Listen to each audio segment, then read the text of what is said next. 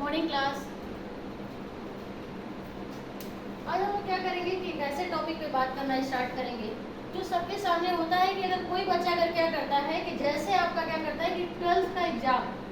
जैसे क्वालिफाई करता है उसके बाद क्या है कि उसके सामने क्या होता है, दो ऑप्शन सामने निकल के आते हैं। दो ऑप्शन में कौन सा ऑप्शन हो जाएगा, तो एक तो होता है कि उसको कहीं ना कहीं कंपटीशन में भी जाना होता है, और दूसरा ऑप्शन जो उसके सामने निकल के आता है कि कंपटीशन को पढ़ने के साथ साथ उसको कहीं ना कहीं क्या करना होता है कि दूसरा पार्ट जो है वो ग्रेजुएशन की डिग्रियां भी लेना पड़ता है। ठीक है, तो ग्रेजुएशन की डिग्रियों में भी हम लोग क्या करते हैं, तो एक तरफ हमारे सामने क्या होता है, वनडे एग्जाम के लिए प्रिपरेशन करना होता है, और दूसरे तरफ क्या होगा कि हमको क्या करना है, ग्रेजुएशन पीजी या फिर अपने जो शिक्षा को आगे बढ़ाने के क्रम में भी काम करना होता है। ठीक है, तो इसमें अगर हम लोग देखेंगे तो अगर कंपटीशन में जब आप देखते हैं तो इसमें आपका पहला एग्जाम जो दिखता है आपको कंपटीशन में, तो या तो फिर आर्मी दिख जाए या फिर पुलिस दिखे, एसआई आपका ये पुलिस हो जाएगा, यूपीएसआई हो जाएगा, नेवी हो जाएगा, एयरफोर्स हो जाएगा। ठीक है, तो या फिर आपकी एसएससी भी हो जाती है। एसएससी में जैसे क्या है कि एसएससी के सारे एग्जाम तो नहीं होंगे लेकिन सीएचएसएल वाले हो जाएंगे। ठीक है, कुछ ऐसे जैसे सीपीओ को ले लीजिए या फिर सीजीएल को ले लीजिए, तो ये सब सारे जो एग्जाम है आपके, तो ये तो कहीं ना कहीं आपके ग्रेजुएशन के बाद भी होंगे। ठीक है, तो अगर आप एग्जाम की बात करते हैं तो ये आपके सामने जो 3-4 एग्जाम दिखा, आप जैसे 12th क्वालिफाई करेंगे तो या आप आर्मी में जाइए या फिर आप पुलिस में जाइए, नेवी, एयरफोर्स और आपका एसएससी। ठीक है, तो ये 3 एग्जाम आपके सामने दिख रहे हैं, और साथ साथ क्या स्टार्ट करना है, तो आपको ग्रेजुएशन की डिग्रियां भी स्टार्ट करनी है। तो जिसमें क्या होता है कि आप कंपटीशन में पहले तो आपका एक डाउट ये भी कि आप आर्मी की तरफ जाएंगे या फिर नेवी में जाएंगे, पुलिस में जाएंगे, तो या फिर बैंक की तरफ जाएंगे, रेलवे का तैयारी करेंगे, या फिर इधर में भी क्या होता है, डाउट होता है कि कोई कहता है आप बीए कर लीजिए, बीएससी कर लीजिए, बीसीए कर लीजिए, एमसीए या फिर बीटेक या फिर पॉलिटेक्निक, आईटीआई, तमाम ऑप्शन जो होते हैं क्या है आपके सामने होता है। इंटर तक तो ज्यादातर दिक्कत नहीं होती है, लेकिन इंटर के बाद क्या होता है कि प्रॉब्लम आपके सामने आने लगती है कि रियल एक्चुअली करें क्या। ठीक है, या फिर किस फील्ड में जाएंगे, तो कौन सा पॉइंट जो होगा वो क्या होगा आपके लिए ज्यादा बेटर होगा। ठीक है, तो इसी विषय पे हम लोग क्या करेंगे, अभी बात करेंगे, जिसमें से अगर क्या है कि अगर देखा जाए कंपटीशन में या फिर अगर आपका क्या है कि इन डिग्रियों में देखा जाए, तो कंपटीशन में आप जैसे 12th का एग्जाम क्वालिफाई करते हैं उसके बाद क्या है, तो आप आर्मी में भी जा सकते हैं और पुलिस के एग्जाम के लिए भी क्या है, एलिजिबल है, अगर जो आपकी एज है वो क्या है 18+। ठीक है, क्योंकि मिनिमम अगर क्या है कि आपकी एज जो है 18+ है, तो इसमें आर्मी भी आपके लिए है, पुलिस भी है, नेवी भी है, एयरफोर्स, एसएससी के भी कुछ एग्जाम जैसे एमटीएस को ले लीजिए, सीएचएसएल को ले लीजिए। ठीक है, बैंक में भी कुछ क्लर्क वगैरह वाला जो एग्जाम उसको भी ले लीजिए। तो ये इंटर के बाद एग्जाम तो दे देंगे, तो यानी कहने का मतलब कि 2-3 एग्जाम तो आपका क्लियर है कि इस फील्ड में जा सकते हैं, लेकिन एक दिन में बताना इतना पॉसिबल नहीं होता कि आप किस एग्जाम में जाएंगे या फिर किस एग्जाम की प्रिपरेशन करेंगे, या फिर आप इधर अगर ग्रेजुएशन डिग्रियों में भी देख लेंगे तो किस डिग्री को लेंगे और किस में क्या करेंगे कि सबसे पहले, या फिर आपके लिए आगे की राह भी क्या होगी, ये एक दिन या 2 दिन में बताने के लिए इतना आसान नहीं होता। इसी वजह से क्या करेंगे कि हम लोग बिल्कुल डिटेल में बात करेंगे कि किस पॉइंट पे आप जाएंगे या फिर किस एग्जाम का जो प्रिपरेशन है वो कैसे करेंगे। ठीक है, तो पहला पॉइंट को उठा लीजिए आप। तो जैसे आप क्या है कि कंपटीशन में तो देख रहे थे कि इनके लिए आप एलिजिबल पहले से थे ऑलरेडी, तो इनके लिए एलिजिबल थे, लेकिन इसके साथ साथ अगर ग्रेजुएशन की डिग्री भी करनी है तो इसमें देखेंगे तो क्या हो जाएगा। तो अगर आप एसएससी को ही उठा लीजिए, तो अगर आपको ये बताना है कि पहले क्या करें, आप आर्मी का तैयारी करें या पुलिस का या एसआई का या नेवी का, कई बार अलग अलग बैच बनता है और अलग अलग बैचों में आप क्या करते हैं, घूमते रह जाते हैं, जबकि आपको रियल में यही नहीं पता होता है कि वास्तव में हम किस चीज की प्रिपरेशन करें या ना करें। ऐसा लगता है कि 1 साल आपने नेवी की तैयारी कर ली, 1 साल एयरफोर्स की तैयारी कर ली, 1 साल पुलिस की तैयारी कर ली, और पता चला कि आप इधर से कहीं आप बैंक में जा सकते थे, रेलवे के लिए भी जा सकते थे, आप में वो एलिजिबिलिटी थी, तो कैसे पहले आप अपने आप को परख लेंगे कि भाई हम किस एग्जाम एलिजिबल है। तो किसी भी एग्जाम की प्रिपरेशन करने से पहले या फिर किसी भी एग्जाम में बैठने से पहले आपको एक बार क्या करना चाहिए, एसएससी की प्रिपरेशन करनी चाहिए, ठीक है। और एसएससी की प्रिपरेशन करने से ये मेरे ख्याल से आप एक फॉर्म भरने के लायक हो जाए। एक फॉर्म भरने की एलिजिबिलिटी के लिए आपने कितना वेट किया है, 18 साल। तो आपने एक फॉर्म भरने के लिए 18 साल वेट किया है, तो इसी पॉइंट ऑफ व्यू को देखते हुए आप 1 साल वेट करें, 1 साल पढ़ें और आप ये जानने के लिए 1 साल पढ़ें कि हम किस एग्जाम की प्रिपरेशन कर सकते हैं या फिर किस एग्जाम के लिए हम एलिजिबल होंगे। इसको जांचने के लिए आपको क्या करना पड़ेगा, तो 1 साल आपको किसके लिए देना पड़ेगा, एसएससी के लिए, ठीक है। और एसएससी का जब सिलेबस उठा के आप 1 साल पढ़ेंगे तो एसएससी के सिलेबस को जब उठाएंगे तो एसएससी में क्या पढ़ना पड़ेगा, तो आपको एसएससी में 4 टॉपिक पढ़ने पड़ेंगे। एक आपके क्या भाई, तो मैथ पढ़ना पड़ेगा, दूसरा रीजनिंग पढ़ना पड़ेगा, तीसरा आपका इंग्लिश, और चौथा जो होता है आपका टॉपिक वो कौन सा होता है, जीएस होता है, ठीक है। तो इनमें क्या होता है कि अगर एसएससी के सिलेबस को उठा के और जब आप मैथ की प्रिपरेशन करते हैं, मैथ भी पढ़ेंगे, रीजनिंग भी पढ़ेंगे, इंग्लिश भी पढ़ेंगे और जीएस भी पढ़ेंगे, ठीक है। तो आपको अभी आपको पता ही नहीं है कि किस एग्जाम को देना है या नहीं देना है, या फिर आप जिस चीज की तैयारी कर रहे हैं, कि एसएससी की ही तैयारी कर रहे हैं, लेकिन अभी आपको पता नहीं है कि आप एसएससी के एग्जाम के लिए ये एलिजिबल है या नहीं है, ठीक है। तो इसमें क्या करेंगे, तो जब 1 साल में आपने मैथ भी पढ़ा, रीजनिंग भी पढ़ा और इंग्लिश भी पढ़े और जीएस भी पढ़े, ठीक है। तो मान लीजिए कि अगर 1 साल आप मैथ पढ़े होंगे तो आपने मैथ के कई सारे पार्ट को क्या कर लिया होगा, कवर कर लिया होगा मैक्सिमम। तो जैसे एसएससी में क्या होता है कि मैथ से जो क्वेश्चन आते हैं 25 क्वेश्चन मैथ के होते हैं, 25 क्वेश्चन जो होते हैं आपके क्या है, रीजनिंग के होंगे, और 25 क्वेश्चन जो होगा वो क्या है, जीएस ये इंग्लिश का होगा, और 25 क्वेश्चन आपके कितने होंगे, किसके, तो आपके जीएस वाले होंगे। तो आपको कैसे पता चलेगा कि मैथ आपका बहुत अच्छा है, तो इसके लिए क्या करना पड़ेगा कि 1 साल प्रिपरेशन करने के बाद जब आप मैथ के 25 क्वेश्चन लेके बैठते हैं तो इस 25 क्वेश्चन में से आपका क्या होता है कि अगर आप 20, 18, 19, 20 क्वेश्चन जब आप कर लेते हैं, 20 से 22 क्वेश्चन जब सही कर ले आते हैं, तब तो भाई जाहिर सी बात है कि आपका क्या है, मैथ बहुत अच्छा है। तब आप 25 क्वेश्चन में से क्या कर रहे हैं, 20 क्वेश्चन को कर ले जा रहे हैं। तो वो एक बात तो क्लियर हो गई कि आपका मैथ सही है, ठीक। दूसरी बात आपकी इंग्लिश, तो अगर इंग्लिश का क्या है कि अगर इंग्लिश का भी जब आप पेपर लेते हैं और इसमें इंग्लिश में अगर आपका क्या है कि 18 से 20, अगर आप 25 क्वेश्चन में से 18 से 20 क्वेश्चन जो है वो क्या कर रहे हैं, इंग्लिश में सही कर ले जा रहे हैं, तो अब तो भाई क्या है कि आपका 2 सब्जेक्ट बहुत बढ़िया है, एक तो इंग्लिश बढ़िया है और दूसरा कौन सा है, तो आपका मैथ बढ़िया है। जब क्या होता है कि आपका दोनों सब्जेक्ट अच्छा हो जाए, यानी कि आपका इंग्लिश बहुत स्ट्रांग है और मैथ भी बहुत ज्यादा स्ट्रांग है, तो इसके बेस पे आप क्या करेंगे कि अब आपके लिए कौन कौन से एग्जाम के लिए आप एलिजिबल होंगे, अगर आपकी इंग्लिश अच्छी है और मैथ अच्छी है। तो एक एग्जाम तो आपका वो एसएससी ही है जिसके लिए क्या है, आप एलिजिबल है, अगर मैथ भी अच्छी है और इंग्लिश भी, क्योंकि आप जब एसएससी में देखेंगे, आप जब सीरियल का मेंस वगैरह देंगे तो वो क्या है कि इंग्लिश और मैथ ही आएगा क्वेश्चन में, ठीक है। तो पहला पॉइंट तो आप एसएससी के लिए एलिजिबल। दूसरी बात, आप बैंक के भी एग्जाम के लिए एलिजिबल, बैंक में भी आप बैठ सकते हैं, कोई दिक्कत नहीं, बैंक का भी ऑप्शन खुला हुआ है। तीसरी बात, आप एयरफोर्स के लिए भी एलिजिबल है, अगर मैथ और इंग्लिश आपके लिए आती है तो, ठीक है, और नहीं आती तो कोई दिक्कत नहीं, बाकी सब एग्जाम है आपके लिए। तो और इसके बाद तीसरी बात, आप नेवी के लिए भी एलिजिबल, ठीक है। तो यानी कि अगर आपकी इंग्लिश ठीक ठाक है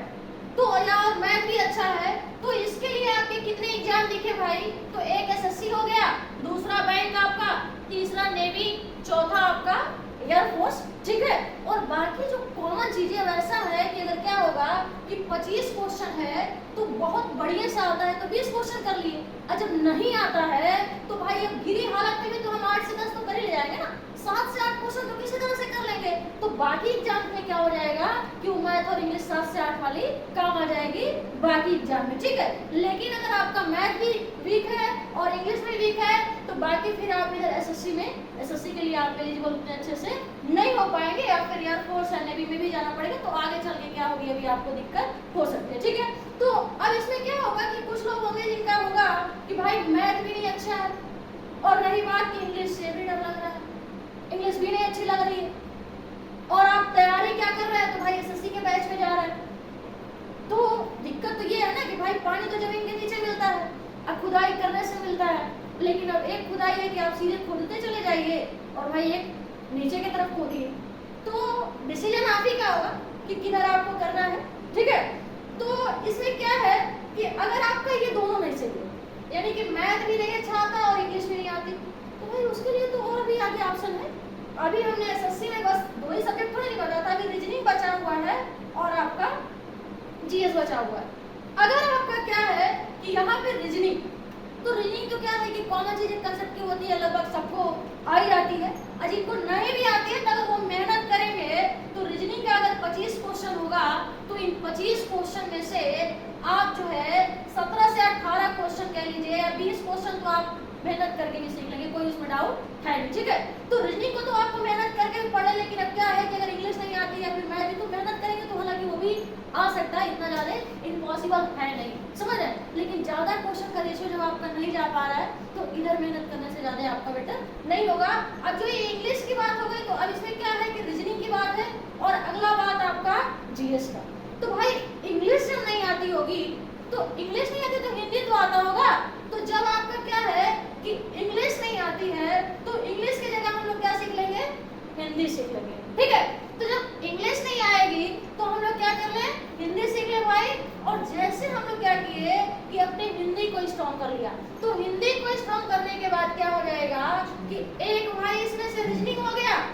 हिंदी हो गया, और आपका अभी एक टॉपिक बचा था जीएस का। अभी हम लोग क्या कर रहे हैं कि बस ये जांचने की कोशिश कर रहे हैं कि आप लोग किस एग्जाम के लिए एलिजिबल होंगे और किसके लिए नहीं होंगे। तो इसमें अभी क्या बचा है, जीएस। तो जब आपने क्या किया होगा कि एक साल जब प्रिपरेशन करेंगे तो उसमें क्या होगा कि अगर मैथ नहीं अच्छा हुआ, इंग्लिश नहीं अच्छा हुआ, तो कहीं ना कहीं रीजनिंग ठीक हो गया होगा, कहीं ना कहीं क्या हो गया होगा, जीएस ठीक हो गया होगा। तो इसमें से क्या है कि अगर आपको क्या है कि जीएस की बात करते हैं तो जब आपका क्या हो रहा है कि जीएस ठीक हो जाए, ठीक है। यानी कहने का मतलब कि एसएससी में जो आपका क्या है कि जीएस है, ठीक है, जनरल स्टडी, ठीक है। तो जनरल स्टडी में क्या होता है कि आपको 5 सब्जेक्ट पढ़ना पड़ेगा। जनरल स्टडी में आपको कितना पढ़ना पड़ेगा, 5 सब्जेक्ट। क्या क्या भाई, तो इसमें क्या पढ़ना पड़ेगा आपको, एक तो हिस्ट्री पढ़ना पड़ेगा, दूसरा ज्योग्राफी और आपका पॉलिटी, इकोनॉमिक्स और साइंस। यानी कि 5 सब्जेक्ट जब आप क्या करेंगे जीएस में पढ़ेंगे तो इन 5 में से अगर क्या होता है कि आपको 5 ऑप्शन मिला, 5 सब्जेक्ट आपकी क्या हो जाए बहुत अच्छे से आपको आता हो, यानी कि जब जीएस के 25 क्वेश्चन आप ले रहे हैं तो इसमें क्या है कि आप 15 से 18 के बीच में चले जा रहे हैं, सही कर रहे हैं। यानी कि क्या है कि जीएस आपका सही है। ये कहने से नहीं होगा कि हमको हिस्ट्री आती है तो भाई जीएस हमारा बहुत अच्छा है, या फिर हमारी पॉलिटी आती है तो हमको जीएस हमारा बहुत अच्छा है। ये तो आपको डिसाइड करेगा कि क्वेश्चन आप कितना सही कर पा रहे हैं, ठीक है। और जब क्वेश्चन आपके जितने ज्यादा सही होंगे तो वो चीजें क्या हो जाएगी, ऑलरेडी पता हो जाएगी कि आपका कौन सा सब्जेक्ट स्ट्रॉन्ग है, ठीक है। तो जब आपका क्या है कि जीएस काफी अच्छा होता है तो इसके लिए क्या होगा कि अब इधर वाले एग्जाम को आप छोड़ दीजिए, जीएस अगर अच्छा है, मैथ अच्छा है, इंग्लिश की जगह आप क्या कर लिए, हिंदी को अच्छा कर लिए हैं, तो आपका क्या है कि पहले जो आपकी यूपी ट्रिपल एससी एग्जाम कराती थी अब जो है आपका क्या हो गया है, पेट हो गया है। तो पेट के लिए आप तो पेट के लिए भी एलिजिबल है, पहला पॉइंट कि पेट के लिए एलिजिबल हो जाएंगे। दूसरी बात आपके लिए यूनियन पब्लिक सर्विस कमीशन, ये भी क्या है कि अगर बस एक ही पोर्शन आपका एसएससी वाले में लगा कि हम इसको पढ़ लेंगे, ठीक ठाक है, अभी तो पढ़े आप कुछ नहीं है, लेकिन बस आप क्या कर रहे हैं, देख रहे हैं एक साल में कि क्या चीजें पढ़ पाएंगे और क्या चीजें नहीं पढ़ पाएंगे। तो इसमें क्या हो जाएगा, उसके लिए कौन सी हो जाएगी आपकी यूपीएससी है। और इसमें कुछ लोग हैं जो कहेंगे कि भाई जीएस में भी 5 सब्जेक्ट है और इसको भी क्या हो रहा है, पढ़ने में दिक्कत है बहुत ज्यादा। अगर क्योंकि अगर आप बात करते हैं ज्योग्राफी की तो ज्योग्राफी की ही बात करेंगे तो आपकी ज्योग्राफी को ही अगर पढ़ेंगे आप तो देखेंगे कि ज्योग्राफी में कुछ लोग ग्रेजुएशन पीजी लगभग 18 सब्जेक्ट हो जाता है। तो अगर एक एक हिस्ट्री की भी बात करेंगे तो ग्रेजुएशन है, पीजी है, पीएचडी है, नेट है, जेआरएफ है, बहुत लंबा प्रोसेस। तो कुछ लोग को ऐसा लगता है कि जीएस भी क्या है, बहुत बड़ा है और पांचों को हम नहीं पढ़ पाए। तो जब पांच को भी आप नहीं पढ़ पाएंगे तो इसमें क्या है, आपके लिए ये भी एग्जाम नहीं। अगर आता है तो आप इसके लिए क्या है, एलिजिबल है, ठीक है। अगर नहीं आता है इन पांच में से, अब क्या है कि जब पांचों नहीं आएगा तो आप हिस्ट्री या ज्योग्राफी या पॉलिटी या इकोनॉमिक्स है, इसमें से कोई एक तो जरूर आता होगा। अगर जब पांचों को नहीं पढ़ पा रहे हैं तो इसमें से कोई एक आ जाए, किसी एक को पढ़ लीजिए आप। किसी एक को पढ़ने से कहने का मतलब कि अगर हम यहाँ पे क्या करेंगे कि आप यहाँ पे अगर किसी एक को पढ़ने का, यानी कि किसी एक सब्जेक्ट से, या तो ज्योग्राफी को ले लीजिए। ज्योग्राफी में आप क्या कीजिए कि ज्योग्राफी में भी इधर आपका क्या होगा, तो 12th के बाद क्या करना पड़ेगा भाई, ग्रेजुएशन में भी आपका क्या होना चाहिए,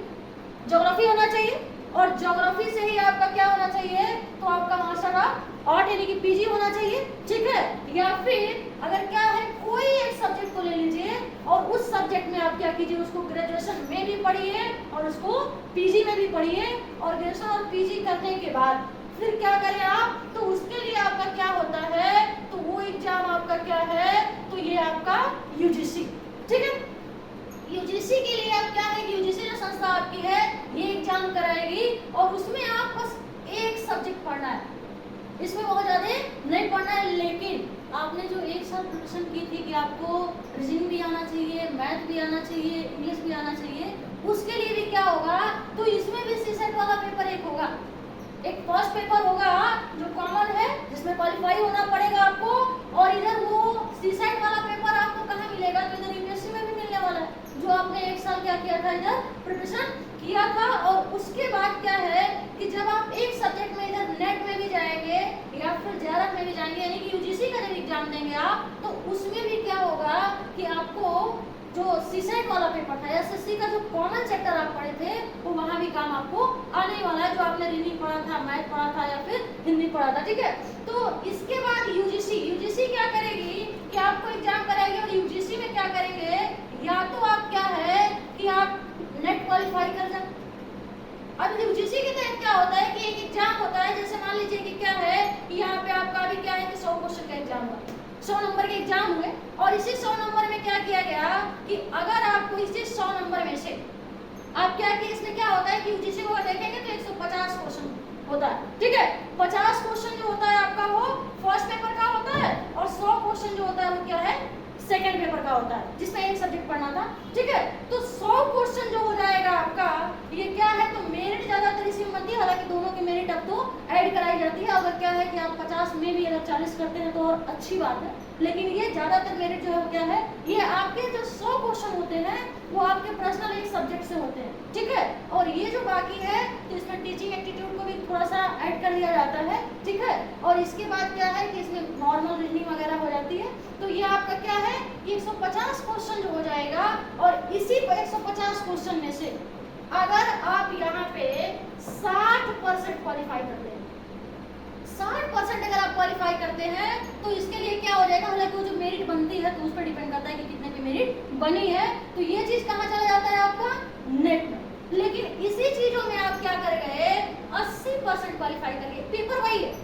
लेकिन अब तो डिपेंड करता है कि आपने कितना अपने सब्जेक्ट को पढ़ा है, ठीक है। और उसके बाद क्या हो जाएगा आपका, तो फिर ये जूनियर रिसर्च वाला फेलियर जो होता है आपका, तो यानी कि ये क्या हो जाएगा आपका, जेआरएफ हो जाएगा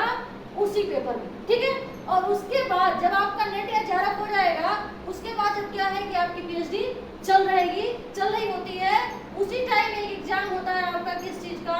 तो आपका ये ग्रेजुएट डिग्री कॉलेज वाला, ये गवर्नमेंट डिग्री कॉलेज वाला जो एग्जाम होता है, जिसको आप कहते हैं जीडीएस के नाम से जानते हैं, ठीक है। इस जीडीएस को भी कौन सी संस्था कराएगी भाई, तो यही आपकी यूपीएससी कराती है। और इसमें आपका प्री होगा,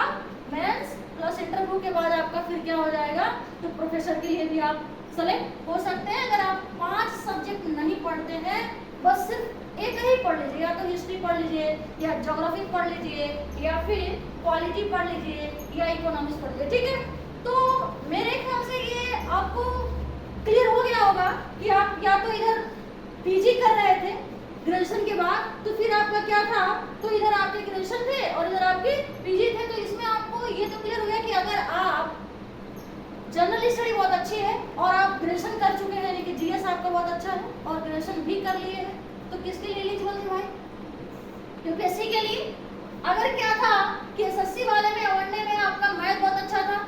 इंग्लिश बहुत अच्छी थी, तो उसमें आपके लिए क्या था, ऐसा नहीं है कि अब जीएस आपका बहुत बेकार हो, उसमें जीएस आता ही नहीं, लेकिन थोड़ा बहुत तो सब आना चाहिए, लेकिन एक जो है वो क्या है, बहुत अच्छे से आना चाहिए। ठीक है, तो अगर मैथ अच्छी थी, इंग्लिश अच्छा था, तो उसके लिए एसएससी अच्छा था, फिर आपका बैंक भी था और उसमें आपका एयरफोर्स और नेवी था। ठीक है, और इनके अलावा अगर आपका जीएस स्ट्रॉन्ग था और अब क्या था कि जीएस के साथ साथ आपका कॉमन मैथ भी सही था, तो इसके लिए आपका क्या था, पुलिस भी था,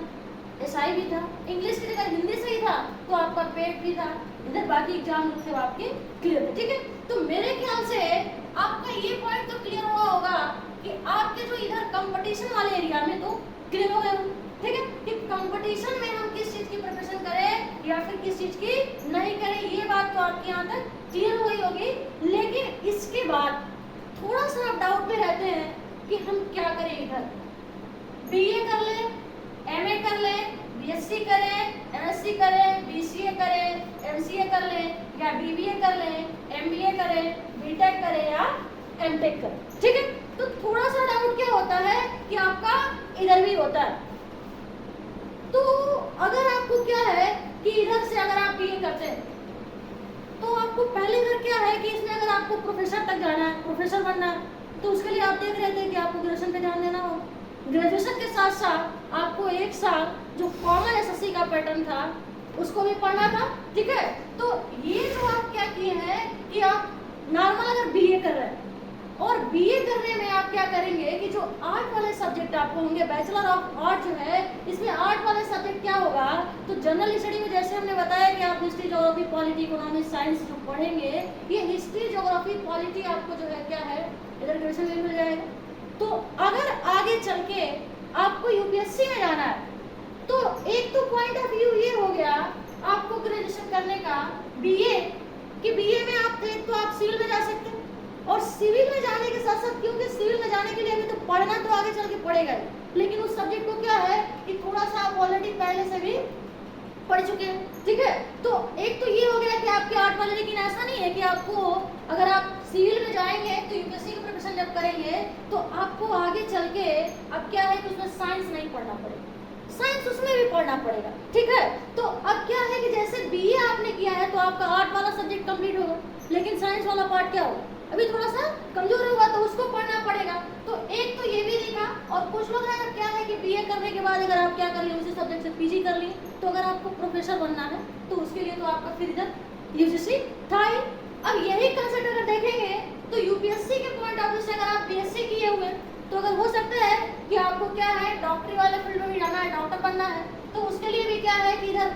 बीएससी वाले में जा सकते हैं। ठीक है, और बीएससी में जाने के बाद या फिर डॉक्टर के अलावा भी अगर कोई ऑप्शन है तो फिर अभी ऑप्शन आपका कौन सा है, यूजीसी वाला ऑप्शन। दूसरा ऑप्शन कौन सा था इधर भाई,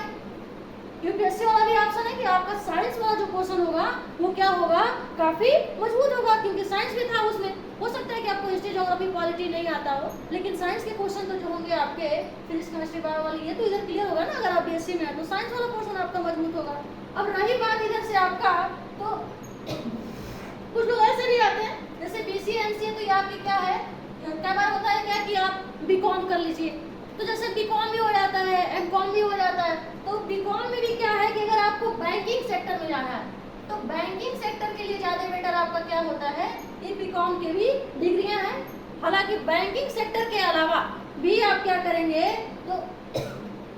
अगला जो पॉइंट होता है, तो अगर आप क्या है कि बीकॉम के बाद एमकॉम कर लिए हैं तो उसके लिए भी क्या है, यूजीसी का ऑप्शन आपका खुला है, यानी कि एक ऑप्शन आपका प्रोफेसर वाला है,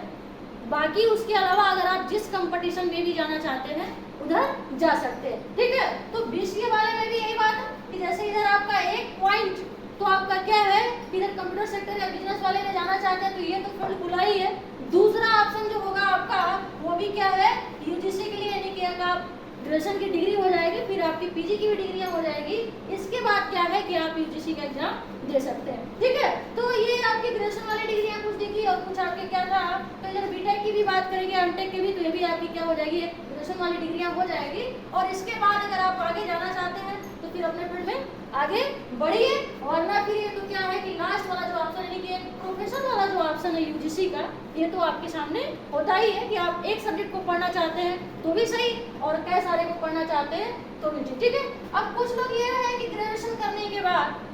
अब ग्रेजुएशन या फिर पीजी, तो पीजी करने का पर्पज तो सीधा यही है भाई कि कहीं ना कहीं आप यूजीसी की तरफ जा रहे हैं, यूजीसी आपका टारगेट है। लेकिन अब क्या है, कई बार ग्रेजुएशन करने के बाद अगर ये भी है कि आप देखते हैं कई बार की टीजीटी, पीजीटी या फिर आप कई बार नाम सुनते हैं, तो उसके बाद क्या है कि अगर आपको टीजीटी देना है तो उसके लिए भाई आपको क्या करना पड़ेगा, बीएड करना पड़ेगा। तो अगर आपको क्या है कि टीजीटी का एग्जाम देना है या फिर पीजीटी का एग्जाम देना है, तो उसके लिए क्या करना पड़ेगा, तो पीजीटी के लिए क्या था, तो अगर आप क्या है कि मास्टर ऑफ आर्ट यानी कि पीजी की डिग्री आपके पास है, पोस्ट ग्रेजुएट है, तो आप क्या कर सकते हैं, अपने सब्जेक्ट में पीजी का एग्जाम जो है आपका पीजीटी का दे सकते हैं। लेकिन आपको क्या करना है कि अगर आपको टीजीटी देना है, ठीक है, अगर आपको क्या है कि हाई स्कूल तक जो होगा आपका 10th तक जो है टीचर बनना है, तो उसके लिए आपको क्या करना पड़ेगा, टीजीटी क्वालिफाई करना पड़ेगा। और टीजीटी के एग्जाम में बैठने के लिए आपको क्या करना पड़ेगा, तो यहाँ आपको बीएड करना पड़ेगा, ठीक है। और बीएड में आपका क्या होगा, बैचलर ऑफ एजुकेशन जो डिग्री होगी, इसमें क्या करना पड़ेगा टीजीटी के लिए, तो भाई ये आप बीएड की, और बीएड करने के बाद आपके पास क्या क्या ऑप्शन है, तो एक तो है कि आप टीजीटी क्वालिफाई किए और हाई स्कूल तक क्या बन गए, टीचर बन गए।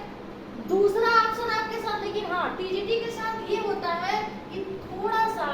आपको ग्रेजुएशन में ध्यान देना पड़ेगा कि आप जिस सब्जेक्ट में अगर आप क्या किए हैं कि बीए किए, तो आपके 2 सब्जेक्टों में क्या होना चाहिए, उसका कम्युनिकेशन बनना चाहिए। और ये बात अगर आपको पता होती है तब तो ठीक, या फिर आप अपने से सीनियर लोगों से एक बार क्या कीजिए, उस चीज़ों का सलाह जरूर लीजिए कि किस सब्जेक्ट का कम्युनिकेशन आपस में है या नहीं है। जैसे अगर देखेंगे तो हिंदी के साथ आपका संस्कृत हो जाए, ज्योग्राफी के साथ आपका क्या हो जाए, अगर आप सोशल सब्जेक्टों की बात करें तो सोशल सब्जेक्ट में क्या है, ज्योग्राफी के साथ पॉलिटी हो जाए, या फिर पॉलिटी के साथ इकोनॉमिक्स हो जाए, या फिर आपका हिस्ट्री के साथ आपका ज्योग्राफी हो जाए, ठीक है, या फिर पॉलिटी हो जाए। तो जिन जिन सब्जेक्टों का क्या होता है, आपस में कम्युनिकेशन होता है। तो जो बीए आप किए हैं, इस बीए में अगर क्या होगा कि अगर 2 सब्जेक्टों का आपका कम्युनिकेशन होगा, तभी आप क्या कर पाएंगे, टीजीटी दे पाएंगे, वरना टीजीटी वाले एग्जाम में आप नहीं बैठेंगे। उसके लिए फिर क्या करना पड़ेगा, तो भाई अगर आप पीजीटी किए हैं तो पीजीटी करने के लिए, आप एमए किए हैं तो एमए करने के बाद आप इंटर तक का जो कॉलेज होता है पोस्ट ग्रेजुएट टीचर के लिए भी आप एग्जाम दे सकते हैं, और इधर भी इस फील्ड में भी इधर आप जा सकते हैं, ठीक है। इसके अलावा अगर आपका क्या है बीएड और बीटीसी किए हुए हैं, तो अगर क्या है कि आप कुछ लोग हैं जो हाई स्कूल या फिर इंटर से भी नीचे वाला स्कूल है, तो हाई स्कूल और इंटर के बाद भी अगर आपको पढ़ाना है, तो इसके बाद अगर हाई स्कूल से नीचे के लिए पढ़ाना होगा, तो उसके लिए क्या करना पड़ेगा, तो पहले आपको टेट या सीटेट दोनों में से किसी एक एग्जाम को क्या करना पड़ेगा, कब, तो ये बीएड या बीटीसी के बाद, ठीक है। तो बीटीसी के बाद क्या करना पड़ेगा, बीएड या बीटीसी के बाद आपको या तो टेट क्वालिफाई करना पड़ेगा या तो सीटेट क्वालिफाई करना पड़ेगा। अगर आप टेट क्वालिफाई हैं तो जैसे UP TET, MP TET, Bihar TET होता है ना, तो स्टेट वाइज हो जाएगा आपका। और अगर सीटेट की बात करेंगे तो अगर सीटेट आप क्वालिफाई हैं तो किसी भी एग्जाम में क्या कर सकते हैं, इधर से जाके आप बैठ सकते हैं, ठीक है। तो अब इसमें भी क्या होता है कि 2 होता है, एक आपका प्राइमरी और एक आपका जूनियर वाला, ठीक है। प्राइमरी की बात करें अगर, तो आप क्या है कि प्राइमरी में आप देखेंगे तो 1 से 5 तक को अगर पढ़ाना चाहते हैं तो ये आपका क्या हो जाएगा, प्राइमरी का सीटेट हो जाएगा। और फिर आपका क्या है 6 से 8 तक पढ़ाना चाहते हैं, ठीक है, या फिर 6 से 8 तक पढ़ाना चाहते हैं तो ये वाला आपका किधर चला जाएगा, जूनियर वाला में चला जाएगा, ठीक है। तो ये आपका क्या हो जाएगा, जूनियर वाला। तो इसमें भी देखा जाता है कि आप प्राइमरी सीटेट वाला क्वालिफाई है या फिर जूनियर वाला क्वालिफाई है। अगर प्राइमरी में है तो आपका क्या हो जाएगा कि कॉमन सब्जेक्ट रहेगा, आपके पर्सनल सब्जेक्ट से क्वेश्चन नहीं होगा। लेकिन इसमें क्या होगा कि अगर आपका क्या है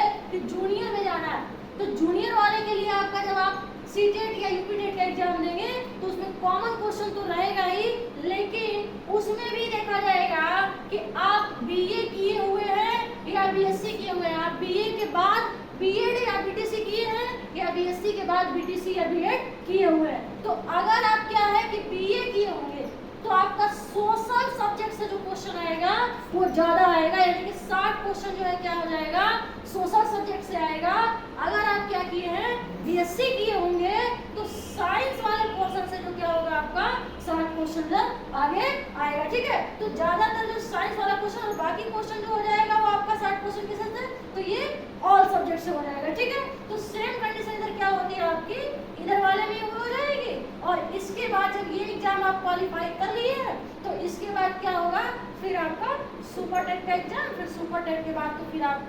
यानी कि क्या बन जाएंगे। तो भाई 1 से अगर 5 तक टीचर बनना चाहते हैं तो भी ठीक, अगर आपका क्या है 6 से 8 तक बनना चाहते हैं तो भी ठीक, फिर अगर क्या है कि 8 से हाई स्कूल तक बनना चाहते हैं तो क्या क्वालिफाई भाई, टीजीटी। और हाई स्कूल के बाद अगर क्या है कि अगर आपको क्या है कि इंटर तक बनना चाहता है, इंटर तक आपको टीचर बनना है, तो इसके लिए क्या करना पड़ेगा भाई, पीजीटी। और फिर अगर क्या है कि हाई स्कूल से भी ऊपर यानी कि आपको क्या करना है कि प्रोफेसर बनना है, तो उसके लिए तो फिर भाई क्या करना पड़ेगा, यूजीसी। ठीक है, तो लगभग हम लोगों ने क्या किया कि ये कॉमन चीजों पे तो चर्चा हुई। इसके अलावा भी देखते हैं आप, तो कुछ लोगों का होता है कि भाई जैसे हाई स्कूल पास हुआ वैसे आप पॉलिटेक्निक कर लीजिए, ITI कर लीजिए, कुछ टेक्निकल डिग्रियों की बात इस तरह से होती है, हालांकि टेक्निकल डिग्रियां इधर भी है। ठीक है, लेकिन इसमें क्या है कि पॉलिटेक्निक की बात होती है तो पॉलिटेक्निक में भी एक तो क्या है कि आपके लिए प्राइवेट सेक्टर जो है वो तो खुला ही होता है, लेकिन दूसरा ऑप्शन जो होता है गवर्नमेंट सेक्टर में देखेंगे तो PCSJ वगैरह के लिए क्या होता है आपका ज़्यादा इंपॉर्टेंट होता है। इसमें भी आपका क्या है कि GS सेक्शन जो है इधर भी काम आएगा। जो स्टार्टिंग में हमने बताया था कि आप 1 साल किसी भी एग्जाम की तैयारी करने से पहले आप क्या कर लीजिए, तो 1 साल जो है SSC की प्रिपरेशन कर लीजिए। और SSC वाला में जो GS या फिर जो इंग्लिश या रीजनिंग या हिंदी जो भी पढ़े होंगे वो क्या होगा, तो पॉलिटेक्निक करने के बाद भी क्या होगा, तो ये PCSJ वाले में काम आपका आगे चल के आने वाला है। ठीक है, तो मेरे ख्याल से उम्मीद है कि आप लोग बहुत कम समय में ही लगभग किस फील्ड में जाएंगे या फिर क्या क्वालिफिकेशन होगा तो किधर जाना चाहिए, ये बातें आपको लगभग समझ में आ गई होगी। ठीक है, तो चलिए आज के लिए इतना ही। Okay, thank you class.